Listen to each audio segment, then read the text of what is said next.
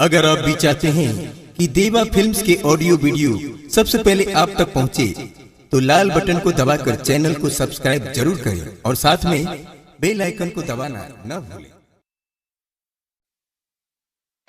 माई की दुआरी पर एगो बाचिन गइल बा और माई से अर्जी लगावता और गोहरावता।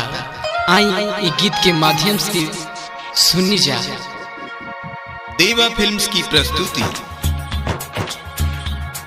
Music director Rahul Raj, recording by Deva films recording studio Katragarh Muzaffarpur.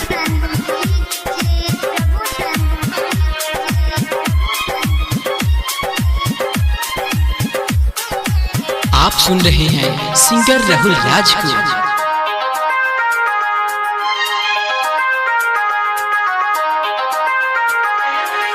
अर्जी करिए माई बाझिन से नाम हटाई, अर्जी बाई है माई दे तू बाझिन से नाम मिटाई। गोदी ललना दे हो तू ता, गोदी ललना दे हो तू ता, नाम बाझिन से मिट जाई। अर्जी बाई है माई बाझिन से नाम हटाई, अर्जी बाई है माई बाझिन से नाम हटाई। आप सुन रहे हैं सिंगर राहुल राज को।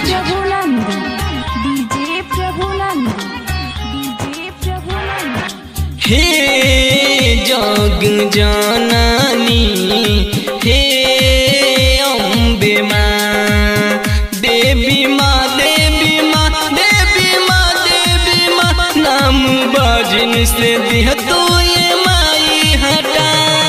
साथ झाड़ू झाड़ू रोजे मरे ये माई, तू ही चाहबू तो कोरिया ठीक हो जाला। ऐसे ही हमरा नामवा माथे से द मिटाई। हे देवी माई, हे देवी माई, अर्जी बाई है माई बाझिन से नाम मिटाई। अर्जी बाई है माई बाझिन से नाम मिटाई। हे जग जननी हे देवी माई, हे जग जननी हे देवी माई।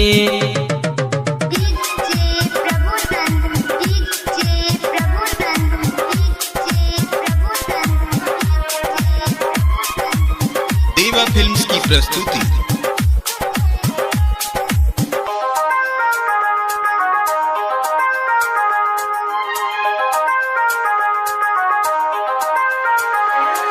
जय हो तेरी मैया, जय हो तेरी माँ, जय हो तेरी मैया, जय हो तेरी माँ। इहे कारण संयम हवा हमरा से मोर ले बानी, इहे कारण संयम हवा। हे जग जननी हे देवी माई, हे जग जननी हे देवी माई।